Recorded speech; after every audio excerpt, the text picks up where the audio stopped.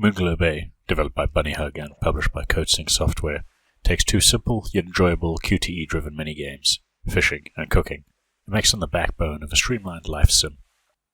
Now, it's unlikely to hold the attention of those who crave arbitrary complexity and constant micromanagement in the genre, but as someone who swiftly grew frustrated with the escalating requirements in games like Stardew Valley, My Time at Portia, and Graveyard Keeper, Moonglow Bay felt like a breath of fresh air.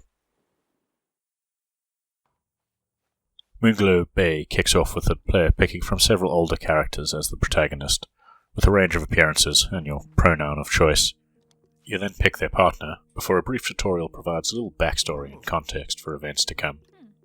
Your protagonist, a veteran accountant looking for change, has come to Moonglow Bay intent on starting a fishing industry with their partner and the inherited boat, the two cats. The stream is dashed when their partner disappears at sea, triggering 3 years of aimless mourning in the titular town. The business slowly goes bankrupt, as does the town after the superstitious locals avoid the water and the fishing trade dries up. One morning, the same day the protagonist's partner is officially registered as deceased, their daughter arrives, intent on starting a job in the town and reigniting the economy. It's a heavy and emotional start, but the tone quickly changes to something more upbeat and hopeful as you work to restore the fishing business, the town, and revive the tourist trade. Sure, there's no end of NPCs that have tragic backstories or unfulfilled dreams, but most of them are just quirky archetypes that need something from you in return for a key item to progress the story.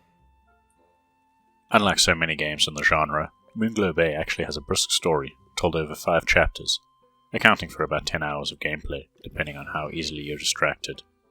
The story will see you discover the truth behind many of the townfolk's superstitious beliefs and unravel several mysteries, both past and present, while you learn a little bit about conservation on the way.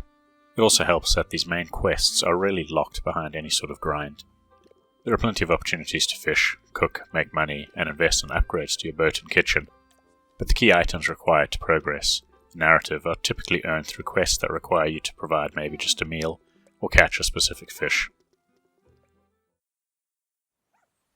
When it comes to the daily gameplay loop, Moonglow Bay relies on fishing and cooking-based QTEs to engage and challenge the player. Fishing uses the long-established cast, fight, and reel-in formula. You cast your line, pull your line against the motion of the fish, strike when it's tired, and slowly work it back towards your boat, or the shore, to catch it. Cooking, on the other hand, is all about meters, timed button presses or holding buttons, and guiding the thumbstick.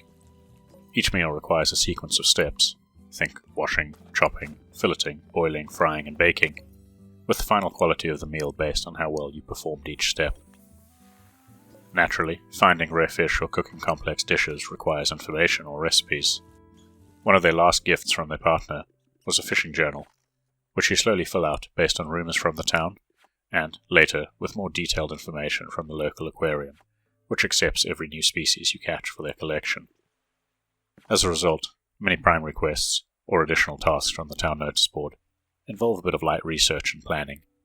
Using a journal, you can see where the fish is located, what sort of lure or bait you need to use, and you can plan your journey accordingly. When it comes to new recipes, you either earn them from mastering simpler ones, or you can purchase some from a local chef. Naturally, there are plenty of diversions to spice things up.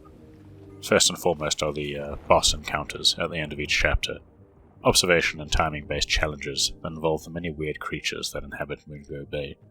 You can also spend time earning shells, that is the local currency, by catching fish and preparing meals. These shells can then be invested on upgrading your ship, kitchen, or restoring parts of the town. By preparing specific meals for certain NPCs each day, you can also reveal a little more of their background and slowly raise their friendship level. If that all sounds like a lot of busy work, and to be fair it is, and par for the course in the genre, you'll be happy to know Moonglow Bay aims to minimize the grind. All the different rod and lure types are provided by quests, as are most of the cooking implements, rather than needing to be bought or crafted. Recipes also only require the sea life you capture, with a mostly trivial cost for the additional ingredients, so you're not going to find yourself having to farm for vegetables or bake tacos as well. Time even slows down indoors and when you're cooking, ensuring that you can churn out several meals for NPCs or for sale, without taking up valuable time that could rather be used out fishing. Neither fish nor the food you prepare can spoil, and anything you place in a vending machine will be sold within 24 hours, with any profit instantly credited to your account. Some might not like all these streamlined choices, but they ensure you're constantly moving from story beat to story beat. Although I never spent much time with it, Moonglow Bay also supports local co-op. This mode allows for the other player to assist in every primary task the first player can tackle, like meal preparation or steering the boat, but they can also assist directly when it comes to reeling in tougher fish. A big part of Moonglow Bay's appeal is how good the simple act of fishing or cooking looks, thanks to the stylized voxel graphics that are simple but also really effective. They capture the fishing town atmosphere, and they're complemented by a fantastic soundtrack, from BAFTA-nominated Lena Raine. Now, there's no voice acting, but there are plenty of entertaining vocalizations, think excited cries or exasperated sighs, that make it easier to get through the considerable amount of dialogue. If I have one major complaint, and it's one that will supposedly be remedied in upcoming patches, it's the lack of VSync and a frame rate cap on consoles, resulting in near constant screen tear whenever you're moving at a run. Now, looking back on a dozen hours spent in Moonglow Bay, it provides a relaxing, enjoyable, but breezy lifesome experience. Enjoyable, but perhaps a little too streamlined for its own good, when you consider the audience and their expectations of the genre. However, if you're after some relaxing, busy work, a game that allows you to progress the story with ease, or just chill and fish for days on end, Moonglow Bay is a solid pick. On the other hand, if you're someone who prefers constantly micromanaging dozens of systems, it may feel a little too laid back and lacking in challenge.